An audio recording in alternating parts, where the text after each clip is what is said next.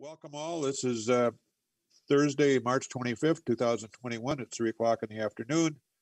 It's the Energy and Utilities Finance and Policy Committee. It appears that a quorum is present. We've got one bill on the docket today, and that is Senate File 1621, authored by Senator Nick Frentz from the great city of Mankato. Welcome, Senator Frentz. You're a committee member anyway, but we welcome you and look forward to your bill and your testimonies. Why, thank you, Mr. Chair. I'll just take the Mankato West hockey background off and put the Capitol back on. Very proud to present to the committee today Senate File 1621, which deals with intervenor compensation. And I want to start by thanking you, Mr. Chair, for making time for this. I first came to this bill presented as an agreement between utilities and potential organizations that intervene. And I was struck by the fact that the utilities wanted it. And so in my never-ending zeal to discover what their interest was, it boiled down to this.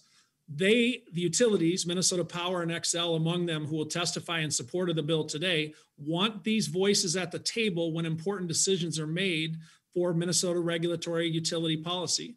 So I thought, hey, here's something where people are trying to give compensation to a voice. I'm on board and I'm proud to present the bill. For the members of the committee, you may know that I'm in my secret other life, a private practice attorney, and I want to draw this comparison for you. In the United States Constitution, it says a criminal defendant has a right to an attorney. And I was always kind of struck by that because I was like, well, who's going to pay for that? The answer is we all do. Taxpayers fund the public defender's office because we consider it fundamental to our system of criminal justice that everyone gets a lawyer, everyone gets a voice. This bill is an attempt to put into law an agreement between utilities and interveners that more people get a voice. There are some points that will be made by testifiers about the quality of that voice.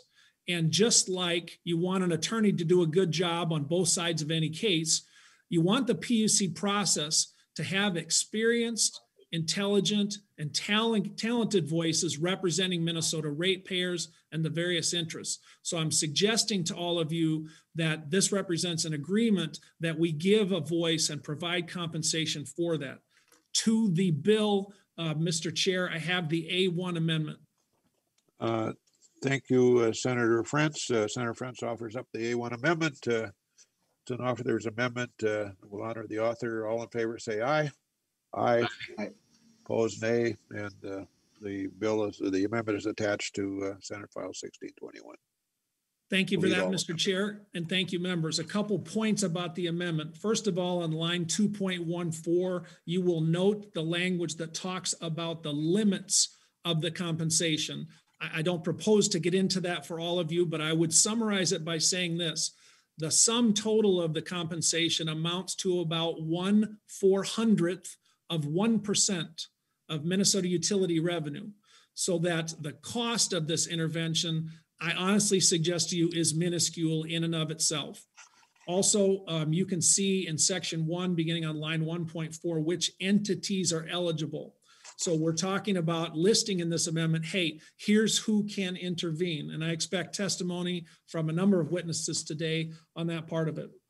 Now, I would ask that we all listen to the testimony. In particular, we're trying to figure out, does this bill make things better for Minnesotans? I would suggest to you that it does. I would also acknowledge I have received calls and questions about the nature of the intervention, rate case versus other types of cases, who it is that can intervene. I do not mean by this legislation to empower groups that otherwise would be intervening anyway because they have the resources to do so. But I do think that's a worthy discussion. And I would present to all of you on the committee before we take this witness testimony that the main part of this bill is pretty simple, an agreement to have these voices at the table supported by utilities. The details of the bill, as with any committee process, we can still talk about. I'm assuming, Mr. Chair, you're considering laying this over for possible inclusion, so we don't have to vote today. And with that, I would invite testimony on the bill and stand ready, as always, for any questions from members. Thank you, Mr. Chair. Thank you so much, Senator Frentz.